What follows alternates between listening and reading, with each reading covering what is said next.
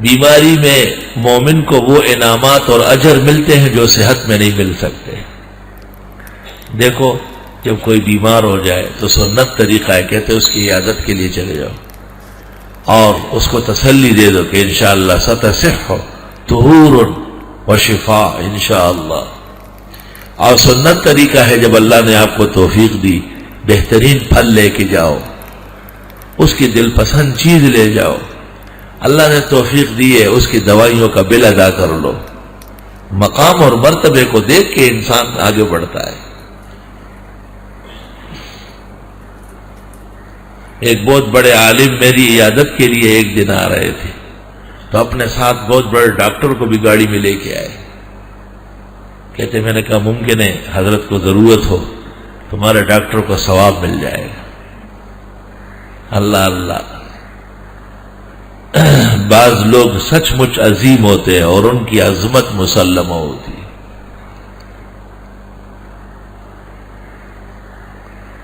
اب یہ ایک سوال ہے کہ صحت مند کس کو کہتے ہیں اور بیمار کس کو کہتے ہیں؟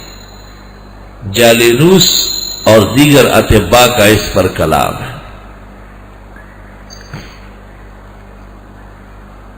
صحت مند عرف میں تو اس کو کہتے ہیں کہ جس کے اعضاء درست ہو، معدہ ٹھیک ہو، بینائی بحال ہو، خود چل پھر سکتا ہو، وظائف حیات نبھا سکتا ہو، تو آپ کہتے ہیں صحت مند ہے۔ اور جو خود کھا پی نہیں سکتا ہو، دیکھ نہیں سکتا ہو، چل نہیں سکتا ہو اور نظام زندگی معوف ہو تو آپ کہتے ہیں بیمار ہے۔ پھر بیماری میں درجات ہیں۔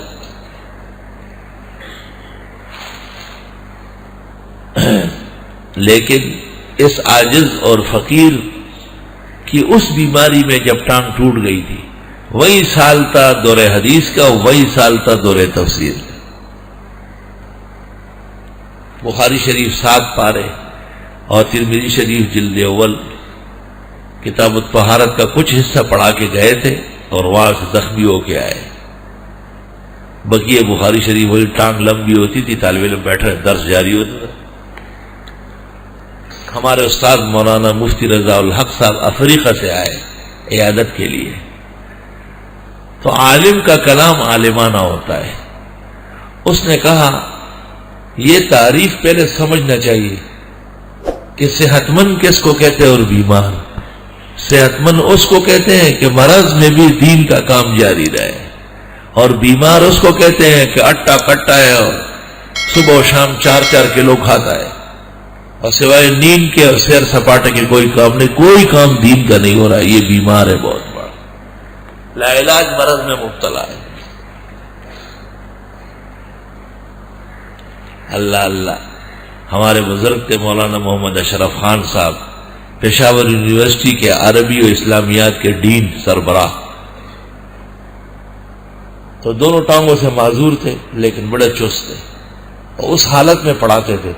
تو ادھر ایک پیریڈ ہو گیا، جب یہ ختم ہو گیا دوسری کلاس میں، تو وہاں کے ڈاکٹر انجینئر آ جاتے تھے، تو حضرت ان کے اوپر سوار ہو کے، ٹانگیں نہیں تھی، جب سوار ہو جاتے تو فرماتے سبحان الذی سخر لنا ھذا وما كنا له مقرنین۔ تو ان کے خاص خادم اور ہمارے مخلص دوست ڈاکٹر شیر حسن نے کہا حضرت داسوے کوئی بولے شیر حسن خدے نے پرما خدمت نے کی بھی بالکل جی ایسے ہی ہوئے مگر سبحان الذی سخر لنا ھذا وما كنا له مقرنین۔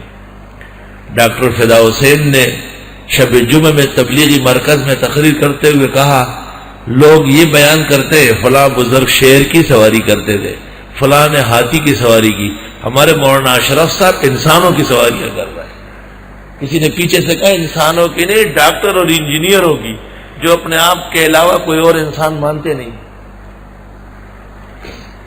صحت مند جس کو رب العالمین عزت اور شرف عطا فرمائے، دین و دنیا کے کاموں میں سب لوگ ان کے محتاج ہوں۔